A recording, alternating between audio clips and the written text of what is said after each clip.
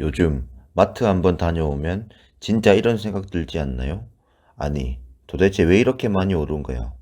예전에는 5만 원 들고 가면 장바구니가 꽤 묵직하게 채워졌던 것 같은데 지금은 몇 개 담지도 않았는데 금방 10만 원 가까이 나옵니다. 라면, 계란, 우유, 빵, 과일, 고기.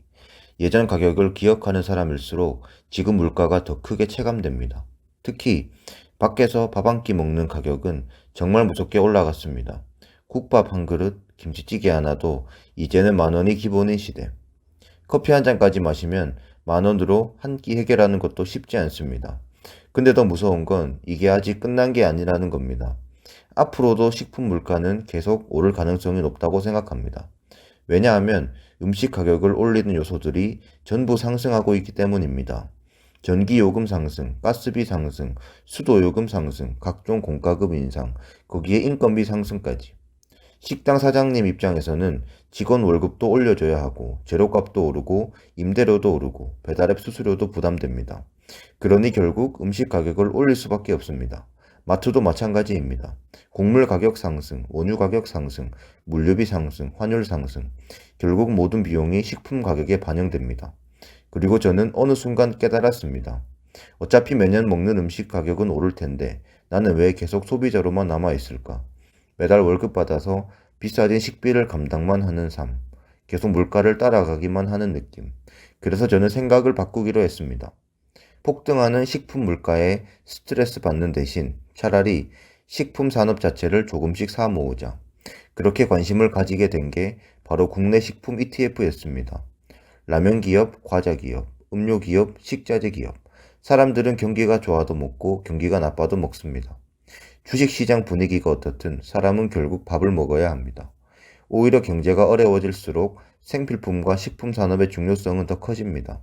그리고 물가가 오르면 식품 기업들은 결국 제품 가격을 인상합니다.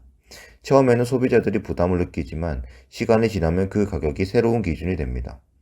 3,000원이 비싸다고 느끼던 음식이 어느새 5,000원이 당연해지고 5,000원이 비싸다 싶으면 몇 년 뒤에는 7,000원이 평범해집니다. 인플레이션은 그렇게 천천히 우리의 감각을 바꿔버립니다. 그래서 저는 매년 반복되는 물가 상승을 보면서 현금만 쥐고 있는 것이 오히려 더 불안하다고 느꼈습니다. 은행에 돈을 넣어두면 숫자는 그대로인데 실제 구매력은 계속 떨어지는 느낌. 예전에는 100만 원으로 가능했던 소비가 이제는 150만 원이 필요하고 시간이 지나면 200만 원이 필요해질 수 있습니다. 그래서 저는 현금을 단순히 모으는 것보다 실물 경제와 연결된 자산을 조금씩 모아가는 방향을 선택했습니다. 그리고 식품 ETF를 사기 시작하면서 신기하게 마음이 조금 편해졌습니다. 마트에서 가격표를 볼 때마다 무조건 스트레스만 받는 게 아니라 결국 이런 흐름이 식품 기업들의 매출에도 반영되겠구나라는 생각이 들기 시작하였습니다. 물론 ETF 하나 산다고 인생이 하루아침에 바뀌는 건 아닙니다. 하지만 중요한 건 나는 더 이상 인플레이션에 일방적으로 당하는 사람만은 아니라는 점입니다. 조금이라도 물가 상승 흐름에 올라타는 방향으로 움직이고 있다는 것. 그게 마음의 안정감을 줬습니다. 그리고 저는 결국 물가는 앞으로도 계속 오를 가능성이 높다고 생각합니다. 돈은 계속 풀리고 에너지 가격은 불안정하고 원자재 가격도 상승 압력을 받고 있습니다.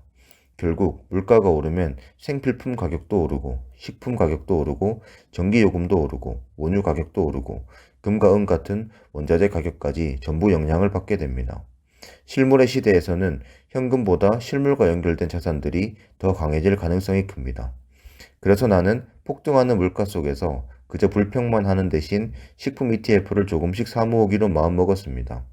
매일 먹는 음식처럼 아주 천천히 하지만 꾸준하게.